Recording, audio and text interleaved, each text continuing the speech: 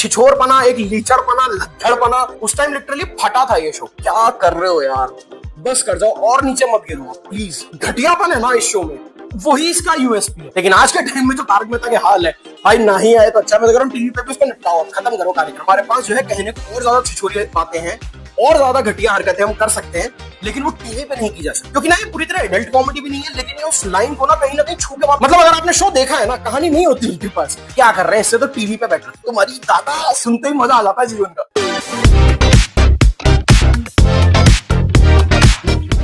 तो भाई बात है साल 2015 की। एनटीवी नाम का एक नया चैनल लॉन्च हुआ, जिस पर रात 10:30 बजे दिखाया जाने लगा एक शो भाभी जी घर पर है, जिसे ये बोल के बेचा गया कि एक कॉमेडी है और श्रीमान श्रीमती का कहीं ना कहीं एक रिप ऑफ है।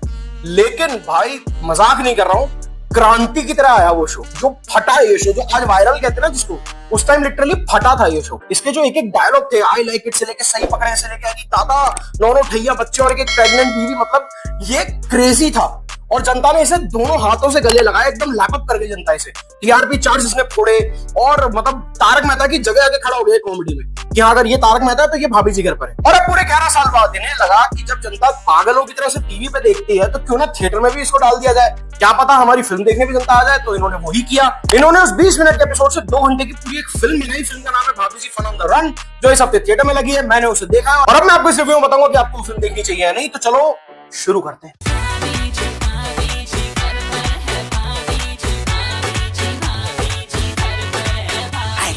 तो भाई मैंने जब इसका ट्रेलर देखा मैं बड़ा एक्साइट हो गया। मैंने कहा यार आफ्टर चला मुसद्दी ऑफिस आफ्टर खिचड़ी फाइनली किसी ने वो लीप लिया। मुझे ऐसा लगता था, अभी नहीं लेकिन आज से 10 साल पहले मुझे लगता था कि शायद तारक मेहता की भी मूवी आ सकती है जिस हिसाब की पॉपुलैरिटी थी।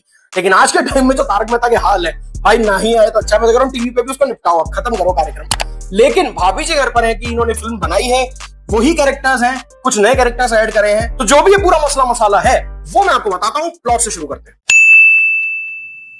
तो प्लॉट का तो भाई ऐसा मैं तुम्हें क्लियरली बताता हूँ, कोई प्लॉट नहीं है फिल्म में, कोई कहानी नहीं है। जो पिछले 10-12 साल से चल रहे हैं उन एपिसोड में से इन्होंने 10-15 एपिसोड उठाए, उन्हें क्लब किया और 1-2 घंटे की कहानी बना दी। तो बेसिक प्लॉट यह है कि कानपुर की एक मॉडर्न कॉलोनी है जिसमें 2 घर हैं आमने सामने। एक में रहते हैं विभूति नारायण मिश्रा अपनी वाइफ अनीता मिश्रा के साथ, दूसरे में रहते हैं मनमोहन तिवारी अपनी वाइफ अंगूरी तिवारी के साथ। अब मिश्रा जी जो है उन्हें अंगूरी भाभी पसंद है और तिवारी जी जो है उन्हें अनीता भाभी पसंद है। और इसी बीच भभूति जी और अंगूरी जी जो है वो निकलते हैं एक सफर पे, जिस सफर पे उन्हें मिलते हैं रवि किशन जी जिन्हें पसंद आती है अंगूरी भाभी।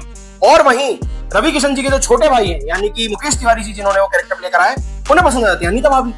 अब इस सब के बीच में क्या भसड़ मचती है। इस बीच में निरहुआ जी भी है जो एक बहुत बड़े भोजपुरी स्टार है, साथ ही साथ इसमें टिल्लू, टीका, चाचा जी, डॉक्टर साहब, प्रेम चौधरी सब है। और मेन इंपॉर्टेंट जो मेरे 2 फेवरेट कैरेक्टर्स यानी सक्सेना जी और हप्पू सिंह, ये भी इस फिल्म में है।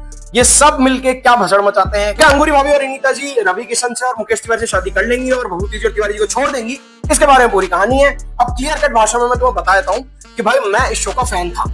आज भी मतलब पुराने एपिसोड देख के मुझे मजा आता है, कभी पुराने एपिसोड सीख जाते मैं देख लेता हूँ। अब मैं सच को इस शो को देखता नहीं हूँ, मैं कोई बहुत रेगुलर इसका वॉचर नहीं हूँ, बहुत टाइम हो गया इसको देखे हुए। बट मैं ये जरूर कहूंगा कि जब मैं इसको देखता था तब ये जेन्युइनली बहुत फनी था, क्योंकि ना ये पूरी तरह एडल्ट कॉमेडी भी नहीं है, लेकिन ये उस लाइन को ना कहीं छू के वापस आ जाते हैं। एक छिछोरपना, एक लीचड़पना, लद्दड़पना, वो जो एक आप मैं कैसे समझाऊं तुम्हें, वो जो एक घटियापन है ना इस शो में, वही इसका यूएसपी है।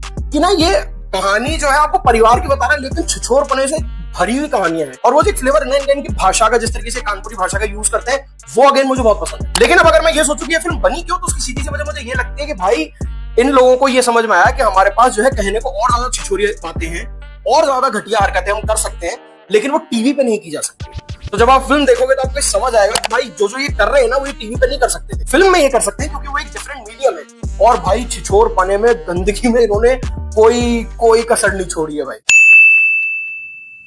अब आ जाते हैं कास्ट पे। तो जो 4 प्रिंसिपल कैरेक्टर्स हैं यानी Asif Shaikh as Vibhuti Narayan Mishra, Shubhangi Atre as Angoori Tiwari, Rohitashv Gour as Manmohan Tiwari and Vidisha Srivastava as Anita Mishra. तो भाई इसमें जो भभूति जी और तिवारी जी है ना, इनके बारे में तो कहना बेवकूफी है, ये लेजेंड्स है। इन्होंने लिटरली पिछले 10-11 साल से इन कैरेक्टर्स को गढ़ा है। इनको पता है ये कैरेक्टर्स कैसे हैं, क्या बोलेंगे, कब बोलेंगे, कैसे रिएक्ट करेंगे, और इन्होंने उस चीज का पूरा फायदा उठाया फिल्म में। एक जगह पे जहां पे भी सिचुएशन हल्की सी भी अनफनी जा रही होती है ना, ये कुछ ऐसा कर देते हैं कि वो फनी होने लग जाती है। कैन अंगूरी जी भाई, उनका डायलॉग सही पकड़े इज लाइक द मासियस डायलॉग। भाई उनका काम बहुत बढ़िया है, उनकी मासूमियत पर्दे पे निखर के आती है। एंड इसी के साथ मैं बोलना चाहूंगा कि सौम्या टंडन का मुकाबला नहीं है जो वो प्ले करती थी अनीता मिश्रा, लेकिन जो बनी है विदिशा श्रीवास्तव, इनका काम बहुत अच्छा है, बहुत सुंदर लगी एंड जो इनसे चाहिए था इस कहानी के थ्रू वो उन्होंने बढ़िया से दिया है। अब आप जब फिल्म देखेंगे तो आप समझ जाएंगे मैं क्या कहना चाहता हूँ, पर इनको जो दिया गया था, इनसे जो करवाना चाहता था डायरेक्टर, वो बढ़िया किया भाई। इसके अलावा जो और कैरेक्टर्स हैं जो कि शो में नहीं है, बाहर से आए हैं, उसमें एक है शांति शर्मा यानी रवि किशन, क्रांति शर्मा यानी कि मुकेश तिवारी। अब इनके कैरेक्टर हल्के लिखे हैं और आपको दिखता भी है, इन पे ज्यादा मेहनत हुई नहीं है क्योंकि बाकी कैरेक्टर्स इतने गाढ़े लिखे हुए हैं ना कि उनके सामने हल्के पड़ते हैं। ऑल्दो अपनी तरफ से इन्होंने दोनों ने अच्छी एक्टिंग करी है, लेकिन उनके पास कुछ था नहीं करने को। जिसके पास एक्चुअली था करने को, जिसका काम मुझे बहुत पसंद भी आया, दैट इज विजेंद्र काला इज मास्टर जी। भाई कम काम है, हल्का काम दिया गया उनको, लेकिन जितना भी है बहुत बढ़िया। उनके वन लाइनर जबरदस्त है भाई, सब जबरदस्त। फिर निरहुआ जी भी हैं, बहुत बड़े सुपरस्टार है भोजपुरी सिनेमा के। अब वो क्या कर रहे थे भाई फिल्म में मैं तो नहीं आता, मैं बता भी नहीं सकता, आई डोंट नो। इसके अलावा जो ओरिजिनल कास्ट है, यानी वो हप्पू सिंह हो, वो सक्सेना जी हो, वो टीका हो, टिल्लू हो, जो भी और लोग हैं, मजा आता है भाई उनको देख के। सबका काम बहुत ही बढ़िया है। स्पेशली मैं बोलूंगा हप्पू सिंह और सक्सेना जी। हप्पू सिंह तो भाई फेवरेट है अपना, कुछ भी बोलो तुम्हारी दादा, सुनते ही मजा आ जाता है जीवन का। अच्छा, अगर प्लसेस की बात करूं तो सबसे बड़ा फिल्म का प्लस ये है कि कैरेक्टर्स बहुत स्ट्रॉन्ग लिखे हुए हैं, क्योंकि ये पिछले 11 साल से मेहनत हो रही है इन कैरेक्टर्स पे। तो आपको जेन्युइनली कुछ जगह पे बहुत हंसी आती है, कुछ सिचुएशंस इतनी फनी हो जाती है कैरेक्टर्स की वजह से हो जाती है। एंड उसके अलावा भी कुछ जगह राइटिंग बहुत ज्यादा फनी है, और सिर्फ फनी नहीं है, वो अब्सर्ड भी है। यार एक आदमी के पुट्ठों पे गोली लग गई है, तो आप उसके कार के जो टूल बॉक्स होते हैं उसमें से टूल्स निकाल के उसका ऑपरेशन कर रहे हो, नीचे पेचकस से आपने उसका जो है टाके कर दिए हैं। जो गुंडे कहीं किसी और को पकड़ने आए और वो मिसअंडरस्टैंडिंग के चलते खुद पे गोली चलाए जा रहे हैं एक दूसरे पे। मतलब ऐसी सिचुएशंस है जो जेन्युइनली फनी है, जो जेन्युइनली लाफ्टर इवोक करती हैं। अच्छा, फिल्म का सबसे बड़ा प्लस मेरे हिसाब से, जो सबसे बड़ा प्लस है वो है फिल्म के डायलॉग्स। भाई डायलॉग्स फिल्म के इतने फनी है ना जिसकी हद नहीं है। बकवास बेसिक से बेसिक सिचुएशन को भी वो डायलॉग्स ना इतने ऊपर ले जाते हैं, मैं क्या बताऊं तुम्हें। बहुत ही बेहतरीन लिखे हुए डायलॉग्स है भाई, अल्टीमेट डायलॉग्स है पिक्चर में। और उनको जिस तरीके से भभूति जी डिलीवर करते हैं या अंगूरी भाभी डिलीवर करती है या हप्पू सिंह भी डिलीवर करता है, मजा आ जाता है भाई सुनने में। तो एक और प्लस आपको बता दूं फिल्म का जो है इसकी पेसिंग। फिल्म की एडिटिंग बहुत बढ़िया की गई है, फिल्म को बहुत सही काटा गया है। फिल्म झटाक से शुरू होती है, फटाक से खत्म हो जाती है। अब आ जाते हैं माइनस पे, तो सबसे बड़ा माइनस है फिल्म का प्लॉट। फिल्म में कोई प्लॉट नहीं है।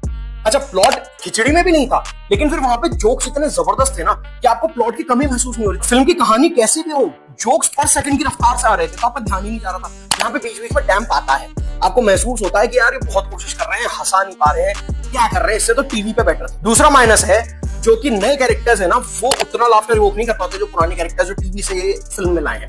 जो इन्होंने यहाँ लिखे हैं वो उतना लाफ्टर इवोक मेरे लिए तो कम से कम नहीं कर पाते। देन फिल्म में कोई म्यूजिक नहीं है, और बैकग्राउंड म्यूजिक भाई जो टीवी शो है उसका यूज कर लेते हैं यार। बैकग्राउंड म्यूजिक इतना खराब है ना, मतलब इन्होंने फ्री जो म्यूजिक मिलता है ना यूट्यूब पे, वो उठाया, वो फिल्म में चला दिया। जो हम अपने वीडियोस में चलाते हैं ना, इन्होंने वही किया है। प्रोडक्शन वैल्यू फिल्म की कोई खास है नहीं भाई, कई जगह ग्रीन स्क्रीन नोटिस भी हो जाती है, और वो दिख रहा है कि बहुत ही कम बजट में बनी हुई फिल्म है, बहुत ही कम दिनों में 20-30 दिन में निपटाई हुई पिक्चर है। वो दिखना नहीं चाहिए ना स्क्रीन पे, वो दिख रहा है। सबसे बड़ा माइनस है फिल्म का, वो मेरे लिए है इसका पॉटी ह्यूमर। बहुत ही मतलब टॉयलेट ह्यूमर को भी बहुत घिनौने लेवल पे ले गए हैं लोग। कुछ जगह पे तो आपको ऐसा फील हो जाएगा कि क्या कर रहे हो यार, बस कर जाओ और नीचे मत गिरो प्लीज। अब फाइनल वर्डिक्ट की बात करूं तो भाई मैं फिल्म को 2 स्टार दूंगा। एक तो ऑफ कोर्स इसलिए कि मैं इन कैरेक्टर से जुड़ा हुआ हूं, मैं इस शो का फैन हुआ करता था बहुत बड़ा, तो उसको बड़े स्क्रीन पे देखने को मिला तो ऑफ कोर्स मजा आया। सेकंड, फिल्म में जेन्युइनली कुछ फनी सिचुएशंस थी जिसमें जेन्युइनली हंसी आती है, बट ओवरऑल फिल्म में कोई स्टोरी नहीं है, फिल्म में कोई स्क्रीन प्ले नहीं है, direction is just about fine. कुछ ऐसा नहीं है फिल्म में जो आपको थिएटर्स की तरह खींच सके। मैं तो कहूंगा ओटीटी पे भी आप मतलब इट्स नॉट लाइक आप वेट करोगे कि ओटीटी पे कब आएगी, नहीं वो वाली बात फिल्म में नहीं है। कुल मिलाकर के it is not a good attempt to bring a show on big screen. वो जो 20 मिनट आप देखते हो ना, उसे 2 घंटे तक खींचना, वहां फिल्म फेल कर जाती है मेरे हिसाब से। तो मैं तो आपको सजेस्ट नहीं करूंगा। हाँ, कभी ओटीटी पे आप आए, आप इस शो के जेन्युइन बहुत बड़े फैन हो, मतलब अगर आपने शो देखा है ना, कहानी नहीं होती उनके पास, ये ना हंसी मजाक मस्ती हंसोड़ पाने में पूरे एपिसोड निकालते हैं। पिक्चर 2 घंटे तक इन्होंने उसी में निकाल दी। प्रॉब्लम ये है, अगर आप एक 2 घंटे पिक्चर चला रहे हो तो आपको कहीं तो कहानी लगेगी, वो नहीं है पिक्चर में, वहां फंस गए लोग। So yes, that is it for today. और बहुत जल्दी एक बहुत बढ़िया वैलेंटाइन स्पेशल वीडियो भी आने वाला है, गौतम सर उसको ला रहे हैं। एंड नेक्स्ट वीक रिलीज हो रही है एक बहुत बड़ी फिल्म यानी ओ रोमियो, उसका रिव्यू आने में थोड़ा सा लेट होगा, अगले वीकेंड में कहीं बिजी हूं, वो भी हम देखेंगे, उसका रिव्यू भी लाएंगे, थोड़ा सा लेट हो सकता है, इसलिए मैं पहले ही अपोलोजाइज कर रहा हूं। तब तक के लिए आप इस वीडियो को लाइक करिए, शेयर करिए, बढ़िया बढ़िया कमेंट छोड़िए, चैनल को करिए सब्सक्राइब। मिलते हैं आपसे बहुत जल्दी। जय श्री राम, वंदे मातरम।